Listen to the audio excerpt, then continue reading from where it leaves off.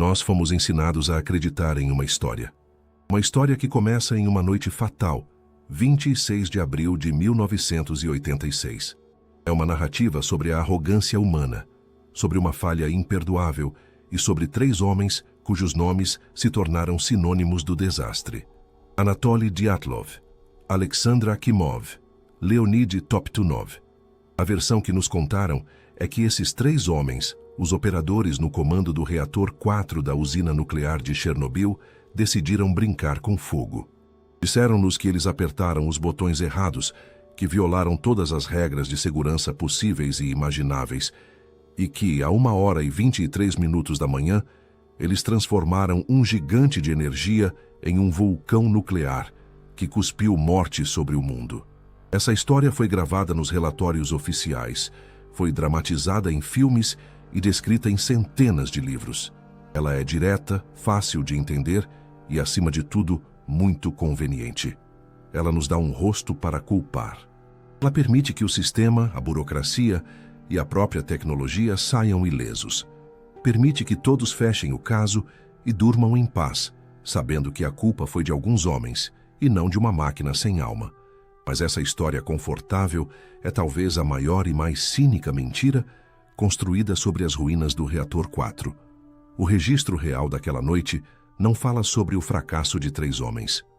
Ele fala sobre o fracasso programado de um sistema inteiro. Um fracasso que foi cuidadosamente escondido e reescrito pelos vencedores. Nossa investigação não começa com suposições. Ela começa com dados frios e imparciais. Nós alimentamos dezenas de milhares de páginas de documentos no sistema analítico Axioma. São arquivos que antes eram secretos, protocolos de interrogatório, os manuais técnicos do reator, gravações de telefonemas e até mesmo os diários pessoais dos envolvidos. O Axioma processou essa montanha de informações contraditórias, separando a propaganda dos fatos, procurando as conexões ocultas que os olhos humanos deixaram passar. A primeira conclusão que o sistema nos entregou é muito clara.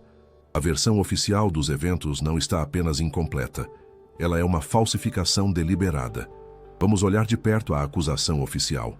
Ela afirma que a equipe realizou um experimento perigoso em um nível de potência inaceitavelmente baixo.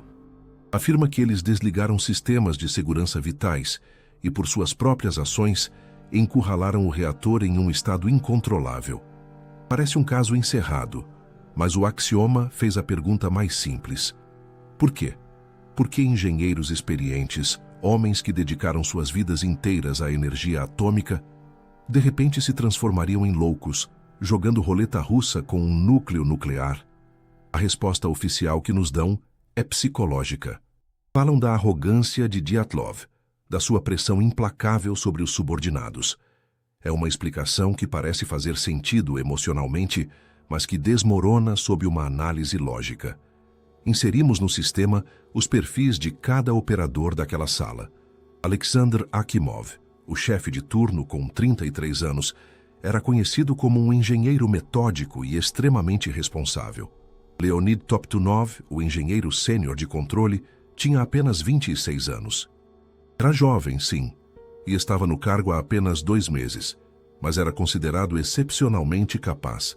E havia Anatoly Dyatlov, o vice-engenheiro-chefe, um homem com experiência colossal, mas também com uma reputação de ser um supervisor duro e exigente.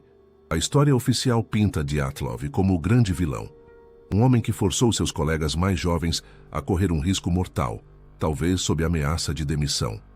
Mas a análise das transcrições e dos depoimentos dos sobreviventes, feita pelo Axioma, revela um quadro muito diferente. A pressão existia, era real, mas ela não vinha apenas de Dyatlov, ela vinha de muito, muito mais alto. O teste do turbogerador número 8, que eles estavam realizando, deveria ter acontecido horas antes, durante o dia, em 25 de abril. A equipe diurna estava preparada e descansada. Mas um telefonema mudou o destino. Um despachante da rede elétrica de Kiev ligou e ordenou que a parada do reator fosse adiada. A rede elétrica precisava da energia. Essa decisão, tomada por alguém em um escritório distante, forçou o reator a operar por quase 10 horas em meia potência. Isso o mergulhou num estado instável, conhecido como envenenamento por xenônio. O reator estava doente, intoxicado, muito antes da equipe noturna assumir. Aquela não foi uma decisão de Dyatlov. Foi uma ordem externa que colocou a equipe em uma situação impossível. O sistema exigia eletricidade. O sistema exigia que o plano fosse cumprido, e o sistema ignorou os protocolos de segurança muito antes de Akimov ou Toptunov tocarem em qualquer botão. O ponto central da acusação era a violação do manual. Dizem que a equipe cometeu o pecado capital de baixar o limite operacional de reatividade, ou OZR, abaixo do nível crítico. Basicamente, eles teriam removido tantas hastes de controle do núcleo que o reator ficou sem freios. A versão oficial diz que eles fizeram isso conscientemente, numa grosseira violação das regras. Mas nós alimentamos o axioma com o manual de operações exato que estava sobre a mesa de controle naquela noite. O sistema encontrou um detalhe devastador. Na versão do regulamento de 1986, não havia uma única palavra, nem uma linha, que dissesse que operar o reator com uma margem de reatividade menor que 15 hastes era categoricamente proibido. Esse item vital, essa regra de segurança que parece tão óbvia hoje, só foi adicionado aos manuais depois da catástrofe. Os operadores não violaram uma regra que, para eles, simplesmente não existia. Eles agiam dentro dos limites do conhecimento que os próprios criadores do reator lhes forneceram. Eles estavam caminhando sobre um campo minado, convencidos de que o chão era seguro porque o mapa que tinham em mãos estava em branco. Os operadores caminhavam em um campo minado que não estava no mapa. A pergunta que o axioma fez a seguir foi inevitável. Quem escondeu as minas? A análise de correlação do sistema começou a construir uma linha clara de responsabilidade. Essa linha não parava na sala de controle, nem no escritório do diretor da usina. Ela saía de Chernobyl e ia direto para Moscou, para os escritórios dos próprios projetistas do reator de canais, o reverenciado Instituto Kurchatov. Eles sabiam do defeito fatal que estava escondido no coração da máquina. A armadilha estava no próprio reator de canais. O primeiro passo é entender o que ele era. Ele era o orgulho da engenharia atômica soviética. Um gigante de 7 andares de altura, feito de quase 2.000 toneladas de blocos de grafite, perfurado por mais de 1.600 canais de combustível. Ele era considerado poderoso, confiável e, o mais importante de tudo, econômico. Mas o axioma, ao analisar os projetos, descobriu que essa economia foi alcançada ao custo da segurança. O reator de canais era um reator híbrido. Ele não servia apenas para gerar eletricidade. Seu design permitia a produção de plutônio para armas nucleares e permitia que isso fosse feito sem nunca desligar o reator. Essa dupla finalidade, civil e militar, deu origem a uma série de decisões de engenharia que seriam impensáveis em qualquer outro reator do mundo. Uma dessas decisões foi o design das hastes de controle. Em qualquer reator, as hastes de controle são os freios. Elas são feitas de materiais, como o boro, que absorvem nêutrons e param a reação em cadeia. No reator de canais, havia 211 dessas hastes. O botão AZ5, a defesa de emergência, era o mecanismo que deveria inserir todas essas 211 hastes no núcleo de uma só vez. Era o freio de mão, o último recurso. Era a garantia absoluta de que, não importa o que acontecesse, o reator poderia ser desligado em segundos. Era nisso que Akimov e Toptunov acreditavam naquela noite. Mas eles não sabiam do demônio que se escondia nos detalhes desse projeto. Nós criamos no axioma uma simulação tridimensional exata do núcleo do reator 4. Recriamos os campos de nêutrons e o fluxo da água, segundo a segundo, exatamente como estavam a 1h23 da manhã. E então, na simulação, nós apertamos o botão AZ5. O que o sistema mostrou vai contra o senso comum. Nos primeiros 4 ou 5 segundos depois que o botão de parada foi acionado, a potência total na parte de baixo do reator não caiu. Ela aumentou centenas de vezes. A explicação para isso estava no design da haste. O canal por onde a haste desce tinha 7 metros de altura. A haste de boro, que absorve nêutrons, tinha cerca de 5 metros, mas, abaixo dela, havia outra peça, conhecida como deslocador de grafite. Quando uma haste estava totalmente levantada, fora do núcleo, a situação era que a parte de cima do canal tinha o deslocador de grafite e a parte de baixo do canal ficava cheia com um pilar de água. A água, assim como o boro, também absorve nêutrons e ajuda a frear a reação. O grafite, ao contrário, acelera a reação. Voltando para a sala de controle. Para tentar manter o reator vivo, os operadores tinham levantado quase todas as hastes para a posição mais alta. A parte de baixo do reator estava cheia desses pilares de água que agiam como um freio parcial. A 1h, 23 minutos e 40 segundos, Akimov deu a ordem e Top-9 apertou o AZ-5. As 211 hastes começam a descer e a armadilha dispara. O boro era o material que deveria frear a reação, mas ele não foi o primeiro a entrar. A primeira coisa que tocou a parte de baixo do reator foi o grafite, um material que naquelas condições agia como um acelerador. E esse acelerador começou a empurrar a água para fora dos canais. O problema é que a água também estava ali servindo como um freio. Por alguns segundos fatais, o sistema removeu um freio e o substituiu por um acelerador. Na parte mais quente e instável do núcleo, isso causou um pico de potência inimaginável. Os operadores, tentando parar o reator, na verdade puseram o pé no acelerador com toda a força. Esse é o efeito de ponta. O axioma é categórico. Nas condições em que o reator estava, apertar o botão AZ-5 garantia uma explosão com 99,9% de probabilidade. Eles não tinham chance. A pergunta mais terrível de todas é: ninguém sabia disso? O sistema fez uma busca profunda nos arquivos secretos e encontrou os rastros. Em 1975, na usina nuclear de Leningrado, um reator idêntico já tinha dado problemas. Durante operações de rotina acontece um incidente parecido. Um pico de potência súbito quando as hastes são movidas. Um canal de combustível se rompe. Os especialistas do Instituto Kurchatov, os mesmos projetistas, investigaram. Eles viram o efeito de ponta em ação. Eles calcularam as consequências. Eles perceberam que tinham criado uma máquina com um mecanismo de falha catastrófica embutido. E o que eles fizeram? Escreveram um relatório, secreto, que foi engavetado. Em vez de parar todos os reatores de canais do país e iniciar uma modernização cara e politicamente vergonhosa, eles decidiram esconder a informação. Enviaram boletins vagos para as usinas, mencionando cautela ao mover as hastes, mas nunca explicaram a física real do problema. Eles disseram aos operadores para terem cuidado na estrada, mas nunca lhes disseram que a estrada estava minada. O custo de admitir a verdade era alto demais. Admitir a falha significaria o colapso de todo o programa, um escândalo internacional e um golpe no prestígio da ciência soviética. O preço da verdade foi considerado alto demais. 11 anos depois, em Pripyat, outros pagaram a conta. Nós estabelecemos o fato. O reator 4 era uma armadilha. O botão AZ-5, a suposta segurança, era o detonador. Mas uma armadilha, por mais mortal que seja, precisa que alguém a desarme.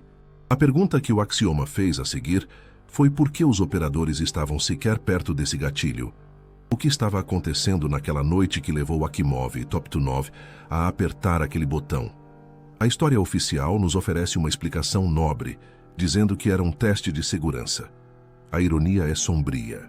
O objetivo do experimento era descobrir se, em caso de um blackout total da usina, a turbina que estava girando por inércia conseguiria gerar eletricidade suficiente para alimentar as bombas de água por 60 segundos críticos.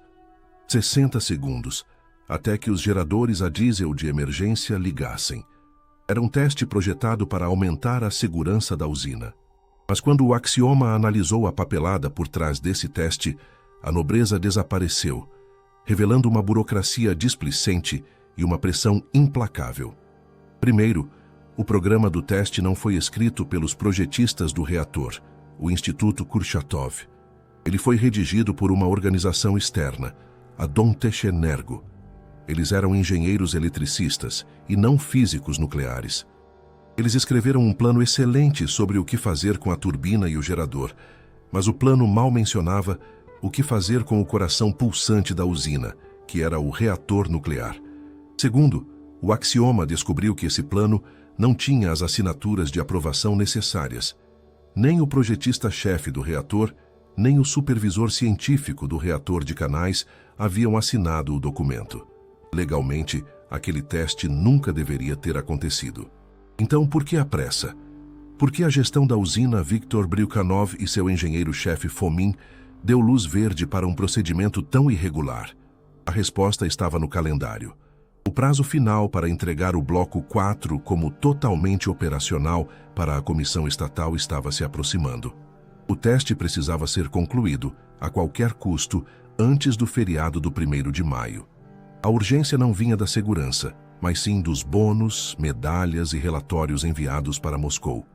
Foi nesse ponto que o primeiro dominó começou a cair, aquele que começou a cair quase um dia antes da explosão. O teste deveria ter começado na tarde do dia 25 de abril.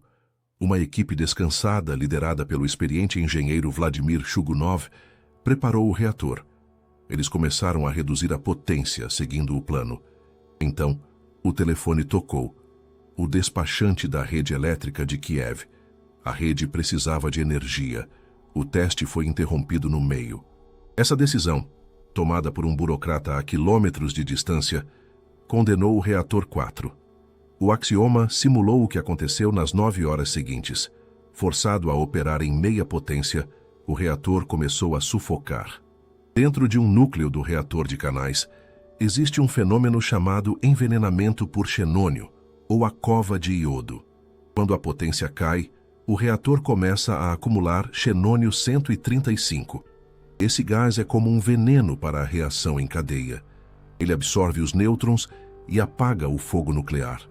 Para compensar esse veneno, os operadores são forçados a fazer uma coisa: puxar mais e mais hastes de controle para fora do núcleo, apenas para manter a potência estável.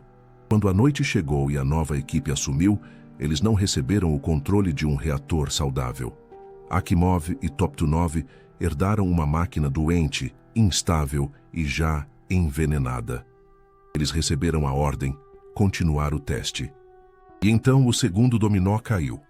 Pouco depois da meia-noite, ao tentar transferir o controle de um sistema automático para outro, Leonid Toptunov, o jovem operador, cometeu um erro. Ele não conseguiu segurar a potência.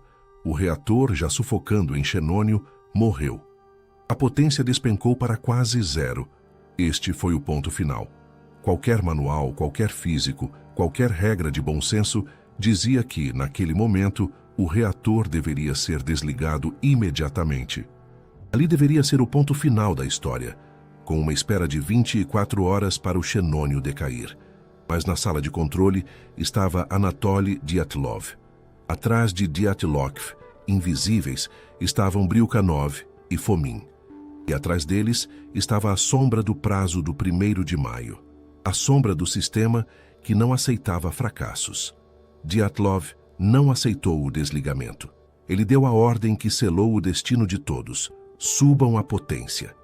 Eles começaram a fazer o impossível. Para ressuscitar o reator morto, eles tiveram que puxar as hastes de controle restantes. Uma por uma.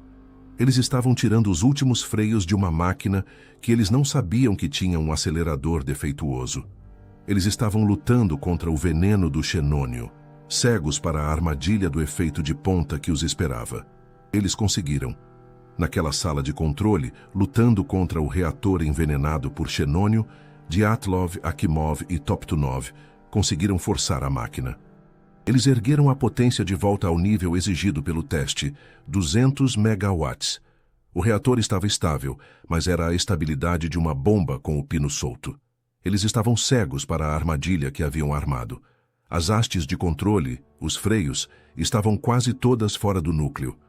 O botão AZ5, o suposto salvador, agora estava posicionado para injetar grafite, o acelerador na parte mais quente do reator.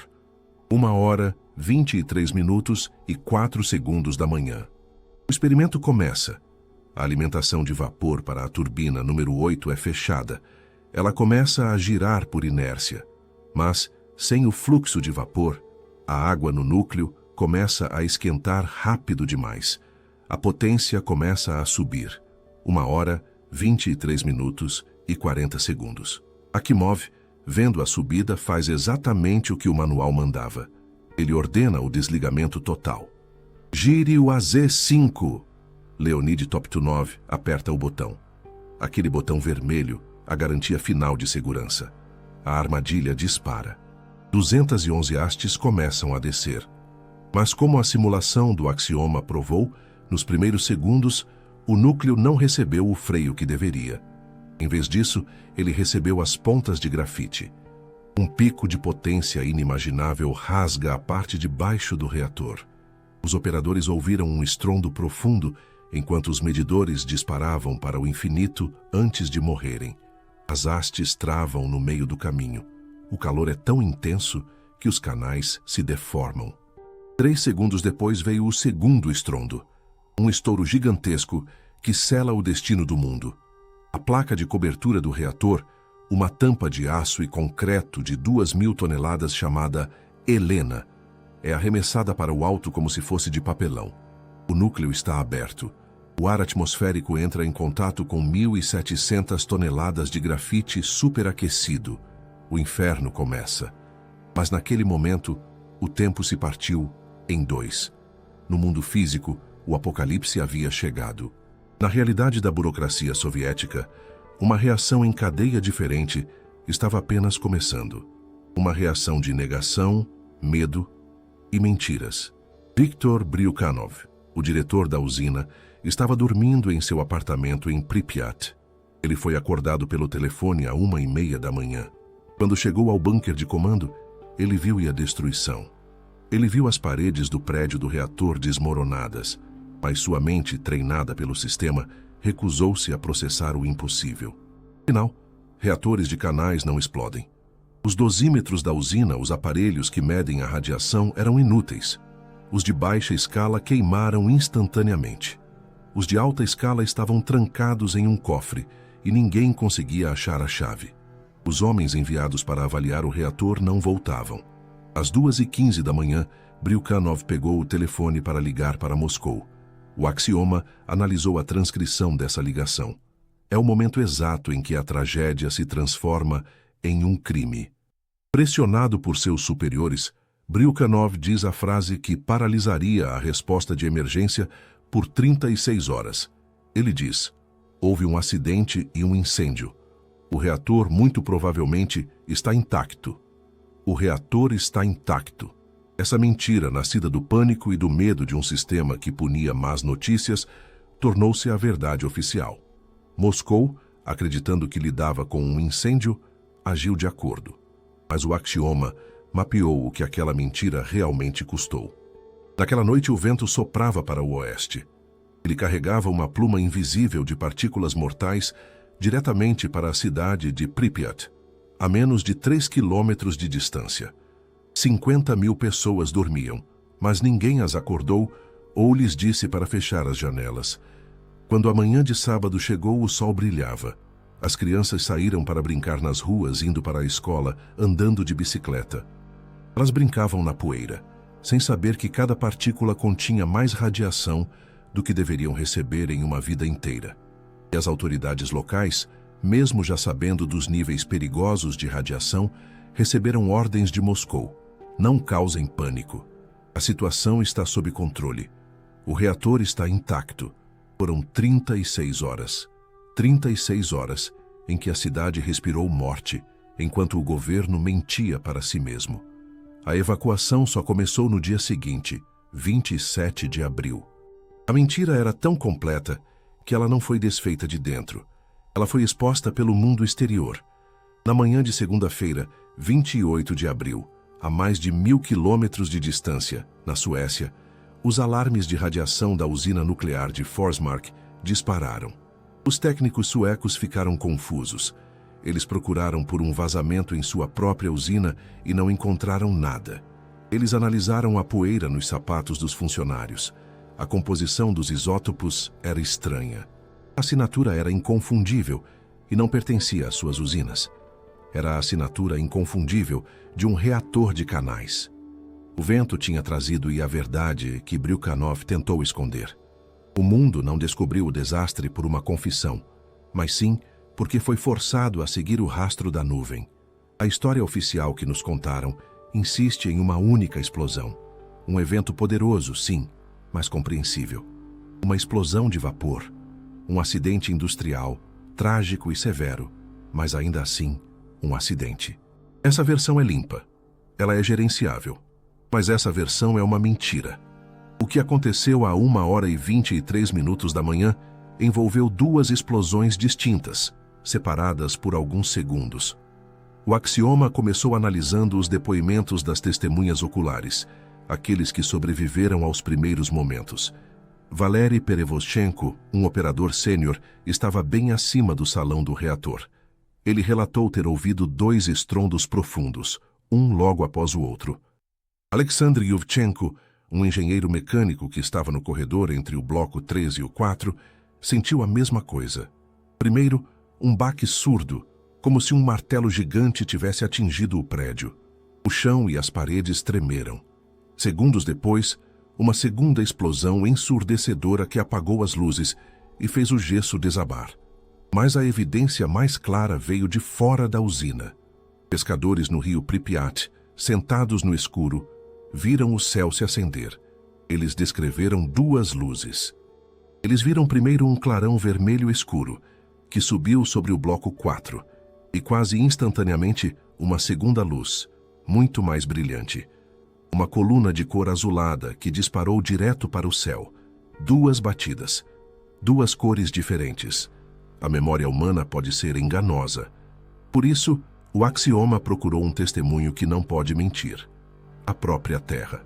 Os sismógrafos instalados na região de Chernobyl registraram os tremores daquela noite. O resultado da análise é cristalino. A fita não mostra um único evento sísmico. Ela mostra dois. O primeiro a 1h23 e 40 segundos. O segundo, muito mais poderoso, cerca de 3 a 4 segundos depois. O Axioma então reconstruiu o que aconteceu nesses segundos fatais. A primeira explosão foi, de fato, causada pelo vapor. Foi o resultado direto daquela falha de projeto, o efeito de ponta.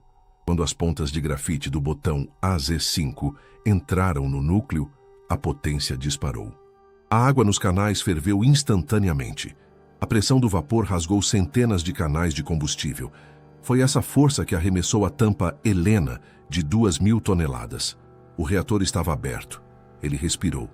E essa respiração foi fatal. É nesse ponto que a história oficial nos engana de novo. Eles afirmam que a segunda explosão foi causada por hidrogênio. A teoria é que o vapor quente reagiu com o zircônio do combustível. Criou o gás hidrogênio, que então se misturou com o oxigênio do ar e explodiu. Parece científico. Mas o Axioma analisou a química. Em 3 segundos, é fisicamente impossível gerar e misturar hidrogênio suficiente para causar a explosão massiva que foi registrada. Além disso, hidrogênio queima com uma chama laranja amarelada. As testemunhas viram uma luz azul brilhante. O que o Axioma descobriu é muito mais assustador. Quando a primeira explosão arrancou a tampa e destruiu os canais, toda a água de resfriamento desapareceu. As hastes de controle, os freios, estavam travadas. Por uma fração de segundo, o coração do reator de canais ficou sem nada para pará-lo. O combustível derretido desabou sobre si mesmo. O reator, por um instante, formou uma nova configuração, uma massa supercrítica. O que aconteceu a seguir foi um arranque por nêutrons rápidos. Foi uma reação em cadeia descontrolada. Embora não fosse uma bomba atômica clássica, foi um evento nuclear da mesma natureza. A energia liberada foi equivalente a 10, talvez 20 toneladas de explosivos. Foi essa segunda explosão, a explosão nuclear, que causou a destruição real. Aquele clarão azul tinha um nome específico na física. é a luz inconfundível que as partículas emitem quando viajam mais rápido que a velocidade da luz dentro de um meio, como o ar ionizado. É a assinatura visual de uma reação nuclear ativa. A prova final foi encontrada meses depois, nos porões inundados do reator. A famosa pata de elefante, uma massa negra de lava composta de combustível derretido, areia e concreto. O axioma analisou a sua composição. Para criar aquela lava, eram necessárias temperaturas de mais de 2000 graus Celsius. Nem uma explosão de vapor, nem uma explosão de hidrogênio conseguiria fazer isso. Somente uma reação nuclear descontrolada. A mentira da explosão única foi contada para esconder uma verdade apavorante. O sistema soviético não criou apenas um reator civil. Ele criou uma máquina que, sob as condições erradas, poderia se transformar em uma bomba improvisada. A mentira sobre a explosão única de vapor foi criada para esconder a verdade sobre a máquina. Mas o axioma descobriu uma segunda mentira, muito mais sombria, criada para esconder a verdade sobre as vítimas. Eles entraram para a história como heróis. Os 28 bombeiros, os primeiros a chegar, e as centenas de funcionários da usina que naquelas horas iniciais tentaram domar o reator. Eles caminharam sobre a cobertura destruída, chutando pedaços de grafite radioativo, sem sequer saber o que estavam fazendo. Nos contaram a história de seu sacrifício, de sua morte agonizante por doença aguda da radiação. Embora isso seja verdade, é apenas a superfície polida da história. A história real do que aconteceu com seus corpos foi trancada junto com seus prontuários médicos. Eles foram enterrados em caixões de zinco, selados sob lajes de concreto, não apenas porque eram radioativos. Eles foram enterrados porque seus próprios corpos se tornaram a prova final do que realmente aconteceu naquela noite. O axioma teve acesso a esses arquivos, que incluíam diários de médicos, anotações de enfermeiras do Hospital Clínico número 6 de Moscou, fotos e relatórios de autópsia. Quando o sistema comparou esses sintomas com todos os acidentes radiológicos conhecidos, de Hiroshima em diante, ele apontou problemas muito estranhos. Os médicos de Moscou, os melhores do país, estavam lidando com algo que nunca tinham visto. A primeira anomalia ficou conhecida como o bronzeado nuclear. A pele dos bombeiros, especialmente no rosto e nas mãos, não estava com a vermelhidão de uma queimadura normal. Ela adquiriu um tom marrom escuro, quase bronzeado, como se fosse couro curtido. O axioma simulou a causa. A radiação gama sozinha não poderia causar aquilo. Aquele bronzeado foi o resultado de uma tempestade de partículas beta, bilhões de partículas bombardeando e cozinhando as camadas superiores da pele. Isso só poderia acontecer se eles estivessem andando literalmente sobre fragmentos de combustível nuclear puro. A segunda anomalia estava em seus pulmões. Muitos tinham queimaduras internas graves.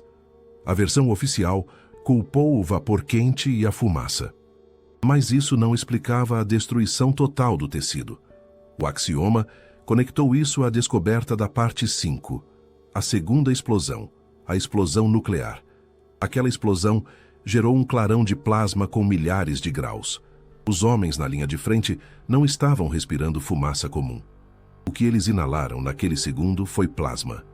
Seus pulmões foram queimados por dentro por um calor que só existe em um evento nuclear. Mas o sintoma mais estranho, aquele que por tanto tempo foi tratado como um boato, foi o que o axioma confirmou através dos registros da enfermaria. O tenente Vladimir Pravik, um jovem de 23 anos, tinha olhos castanhos. Nos seus últimos dias, no hospital em Moscou, seus olhos ficaram azuis. Como isso é possível? O sistema analisou a física de um arranque nuclear descontrolado. Um evento assim não libera apenas radiação gama e beta. Ele libera um pulso colossal de nêutrons. O axioma levantou a hipótese de que Pravik foi atingido por um fluxo de nêutrons tão intenso que alterou fisicamente o pigmento de melanina em sua íris, mudando sua cor. Eles não foram expostos à radiação de um acidente. Eles foram atingidos pelos mesmos efeitos de uma arma nuclear. O próprio enterro deles levanta questões. Por que o zinco? Por que o concreto? A mentira oficial dizia que era para conter a radiação gama que seus corpos emitiam. Mas a análise do axioma mostra que não era essa a principal preocupação. O perigo real era o que eles tinham dentro deles.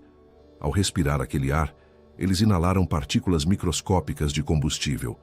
Seus corpos estavam cheios de urânio, plutônio e outros elementos pesados. Seus organismos se tornaram, literalmente, depósitos de lixo atômico de longa duração. Se fossem enterrados em caixões normais, esses elementos mortais acabariam vazando para o solo e para a água. Eles foram selados em zinco e concreto, não como heróis, mas seguindo o mesmo protocolo usado para enterrar rejeitos nucleares. O sistema não estava apenas protegendo a população de seus restos mortais, estava escondendo a prova. Estava enterrando a evidência inegável de que o reator não apenas derreteu, ele explodiu como uma bomba, espalhando seu combustível nuclear por toda parte. Os corpos daqueles homens eram a cena final do crime. Os corpos dos bombeiros selados em zinco eram a prova humana do que aconteceu.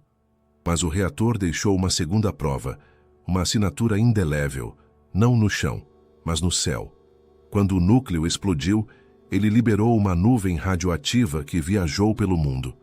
Os governos mentiram, mas a nuvem não podia. Ela era uma carta póstuma do reator escrita na linguagem da física. O axioma analisou os dados daquela nuvem, coletados por laboratórios de toda a Europa. A chave estava na proporção de gases raros, especificamente na assinatura de xenônio. A explicação é simples. Em um reator que opera normally, a proporção de diferentes tipos de xenônio é estável e previsível. Se um reator simplesmente derrete, essa proporção muda de uma certa maneira. Mas as amostras coletadas na Suécia e na Alemanha não mostravam nenhum reator normal, nem um reator derretido. Elas mostravam uma proporção de xenônio novo, que só poderia ter sido criada de uma maneira. Um pulso de energia colossal, milhares de vezes mais forte que o normal, momentos antes da explosão. A nuvem era a prova forense. Ela confirmava a explosão nuclear. E os cientistas sabiam disso. Os soviéticos sabiam. Os americanos, os britânicos, os franceses, todos que analisaram a nuvem, viram que a matemática não batia com a história oficial. Isso nos leva à Conferência de Viena, em agosto de 1986. O mundo estava exigindo respostas. A delegação soviética, liderada por Valery Legasov, subiu ao pódio. Legasov contou uma meia-verdade. Ele chocou o mundo ao admitir a falha no projeto. Ele falou sobre o botão AZ5. Ele admitiu o efeito de ponta. Mas ele colocou a culpa final nos operadores, que teriam levado a máquina a um extremo que ninguém poderia prever. Ele nunca mencionou a explosão nuclear. Ele nunca mencionou que os projetistas sabiam da falha há anos. E o Ocidente, em vez de confrontá-lo com os dados da nuvem de xenônio, o aplaudiu. Hans Blix, o chefe da Agência Internacional de Energia Atômica, agradeceu aos soviéticos pela abertura. Por quê? Por que o silêncio? O axioma analisou o contexto global e descobriu uma conspiração, não de malícia, mas de medo mútuo. O mundo estava apavorado, menos por Chernobyl e mais pela ideia de que qualquer reator pudesse fazer aquilo. Os Estados Unidos tinham acabado de passar pelo seu próprio pesadelo em 3 Mile Island. Os britânicos tinham seus próprios acidentes secretos em Windscale. Se a AIEA admitisse que um reator civil poderia, sob as condições erradas, detonar como uma bomba nuclear, seria o fim da indústria nuclear global. Centenas de bilhões de dólares estariam em risco. Então, eles fizeram um acordo silencioso. O mundo aceitaria a mentira soviética do erro do operador. Isso tornava Chernobyl um problema soviético, uma falha de um reator de canais instável e de uma cultura falha, isolando o caso como se não fosse um problema nuclear. Foi a Operação Silêncio. Isso até explica o acobertamento global, mas ainda falta entender a loucura daquela noite. Não explica por que Dyatlov estava sob tanta pressão para fazer um teste irregular em um reator envenenado no meio da noite. O axioma cavou mais fundo, além dos relatórios da AIEA, nos arquivos militares secretos, e encontrou o motivo real. O protocolo plutônio.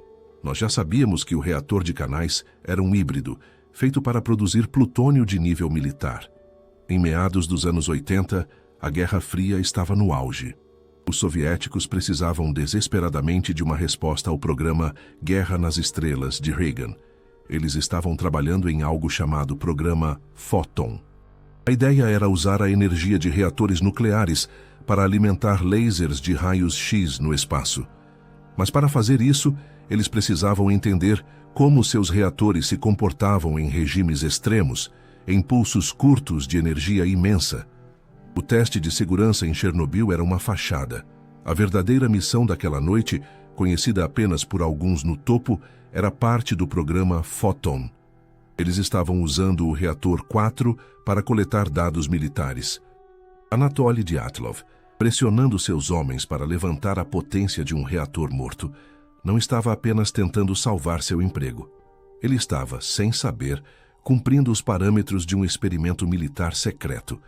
Ele estava levando o reator exatamente ao limite que os militares queriam estudar. Akimov e Toptunov descobriram que seu papel ia além de simples operadores. Eles estavam sendo usados como cobaias. E a explosão foi a ironia final e trágica. Quando Akimov apertou o AZ-5, ele não apenas ativou a falha de projeto. Ele, sem querer, deu ao reator o exato pulso de energia que os militares do programa Photon estavam tentando estudar. Ele, acidentalmente, iniciou o experimento que eles vieram observar. O sistema escondeu a verdade, não apenas porque era um desastre tecnológico. Escondeu porque era um experimento militar fracassado de proporções monstruosas. A história de Chernobyl não é uma história de arrogância ou incompetência. É a história de uma arma que disparou pela culatra. No fim, a palavra acidente não descreve o que aconteceu. A palavra correta é assassinato. Se você gostou deste relato, sua inscrição no canal nos ajuda a continuar investigando temas como este. Adoraríamos ler sua reflexão sobre o assunto nos comentários e saber de que cidade você nos acompanha. Agradeço sua companhia até o fim.